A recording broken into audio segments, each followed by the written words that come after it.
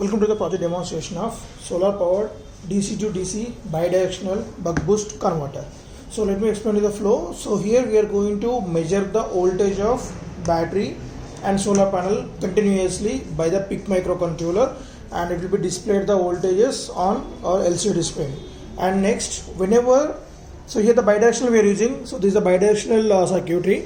So here the flow is whenever the load voltage is less than the source voltage. So here our source is solar panel. Whenever the load voltage is less than the source voltage, then the microcontroller will provide the extra voltage to the battery through this charging circuitry, and also by using this buck boost converter. So let me explain clearly. When the load voltage is higher than the source voltage, the remaining voltage is given to the battery, and the next, whenever the load voltage is high, then the source voltage is less in reverse, then the microcontroller will allow the battery voltage to the load through the same this circuit buck boost converter. So here this will act as a bidirectional, solar to the battery to the load, and next battery to the load. So in bidirectional manner we are going to controlling these two MOSFETs to make it as buck boost operation.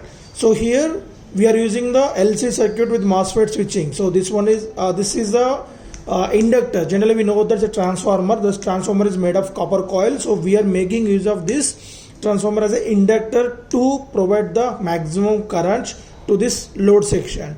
And as we know that one MOSFET is in series and one other MOSFET is in parallel to the load. So when we on this series MOSFET, then it will act as a buck mode, and parallel MOSFET, when we controlling that, it is coming to the boosting mode.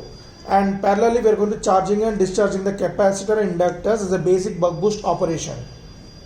And next, coming to the main flow, so we need to connect the solar panel at this charging circuitry. So here we wrote S or T. So now connect the solar panel here, and now coming to this, there will be a 4 diodes. And generally when we provide a DC input, these diodes won't be work. So nothing but these 4 diodes will act as a bridge rectifier, so which are used to convert the AC to DC signal, DC voltage. So now we are providing DC voltage, then no need of these 4 diodes. And next, after this, there will be capacitor just to provide the constant current when the source is providing the variable current, and that voltage is given as input to our microcontroller circuitry. So the microcontroller will measure the solar panel voltage, and parallelly it will provide the same voltage to the load and to the battery from this bidirectional circuitry.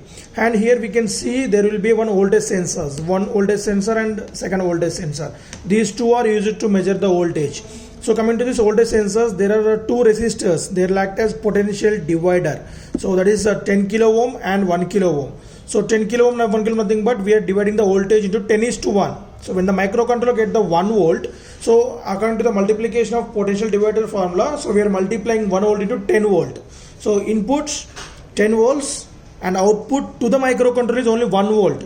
So it will dividing that voltage 10:1. So the microcontroller will calculate that it is a 10 volts input. Same formula here also. Potential divider 1 and potential divider 2. One is for the battery and another is for the solar panel. So these two are interfaced to the A0 and A2 pins of our PIC microcontroller. So here we are using PIC 16F72 microcontroller. And also we have interfaced the LCD display at bit number B2 to B7, and these two MOSFETs are interfaced at C6, C7 of our 16F72 microcontroller. So here there are 2 power supplies we are providing. This is the one transformer. So the transformer purpose is, if there is no solar panel voltage, if you want to charge a battery from the AC source, this is just for demonstration purpose only. So just disconnect the solar panel and connect the T here. Okay, T to the T, and next unplug this. This is only for charging the battery, not project demonstration. And here next, disconnect the B here and keep it as safe, and reconnect the B to the B. Follow the steps clearly to charge a battery by using 230 volts input. Just connect that. So now the transformer will take the 230 volts input and it will step down the 230 volts AC to 12 volts AC, and after that the 12 volts AC will be converted into 12 volts pulsating DC with the help of these 4 diodes. Now these 4 diodes will act as rectifiers. Why? Because we are providing AC voltage input, and after that the capacitor will remove the pulses. As we know that there will be pulses after rectification, so the pulses will be removed with the help of this capacitor, and the capacitor will provide the maximum voltage to charge a 12 volts battery. So coming to this battery, so we are using two battery packs are connected in parallel, so we will get 12 volts 2 amps, and each battery pack consists of 3 4 volt 1 amp batteries are connected in series. So we will get 12 volts 1 amp, 12 volts 1 amp connected in parallel, we will get 12 volts 2 amps. So the battery will get fully charged in a duration of 8 to 10 hours.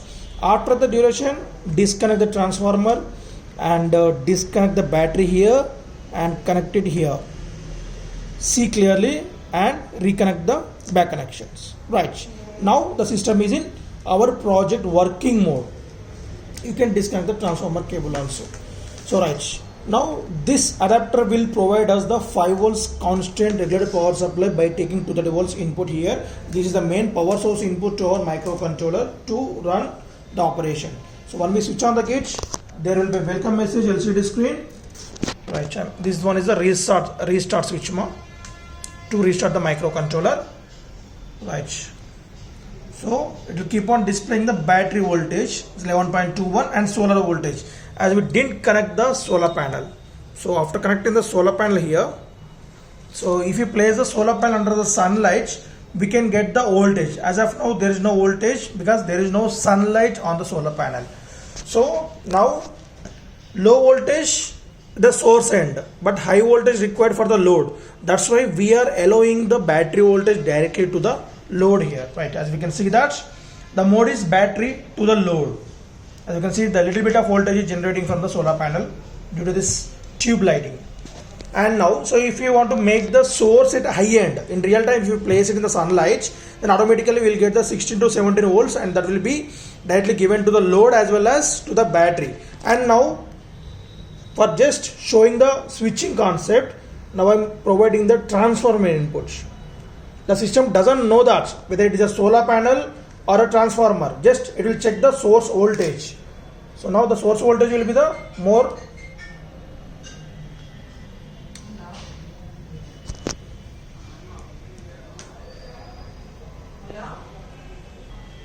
right. So now the thing is the solar voltage, because the system doesn't know that whatever the thing is connected at the S end, so it's going to be the solar voltage, but I am providing the transformer input to cheat the system to indicate as high source voltage and low load voltage. Now we are providing the solar voltage to the battery as well as to the load also. So in this manner the bidirectional DC to DC buck boost converter works based on the source voltage, load voltage and to the battery.